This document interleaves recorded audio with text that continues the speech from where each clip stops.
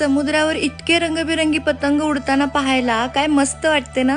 नमस्कार, मी आहे कोकणची ऋषाली आणि आज मी आले आहे वेंगुर्ल्यातील पतंग महोत्सवला। माझा वेंगुर्ला या संस्थेने आयोजित केलेला हा महोत्सव खरंच कमाल एक्सपिरियन्स होता। लहान असताना कधी पतंग उडवला होता आठवत सुद्धा नाही, पण या महोत्सवाच्या निमित्ताने आज पुन्हा एक्सपिरियन्स करायला मिळाले। इथे लहानांपासून मोठ्यांपर्यंत सर्वजण पतंग उडवण्याचा आनंद घेत होते। इथे एक ना अनेक रंगाचे आकाराचे वेगवेगळे पतंग पाहायला मिळाले। पतंग महोत्सवाचा माझा वेंगुर्ला या संस्थेचे हे 6वे वर्ष आहे। अहमदाबाद आणि मंगलोर नंतर फक्त वेंगुर्ला तालुक्यात पतंग महोत्सव साजरा केला जातो। अलीकडे पतंग उडवण्याची ही कला आपल्याकडे लोप पावत चालली आहे, म्हणून ही कला जपण्यासाठी या महोत्सवाची सुरुवात केली। इथे मी नोटीस केलेली एक गोष्ट म्हणजे इथे मांजाचा वापर कुठेही केलेला नाही, म्हणजे एन्जॉयमेंट सोबत पर्यावरणाची देखील काळजी घेतली जाते। कधी उडवलेला लास्ट?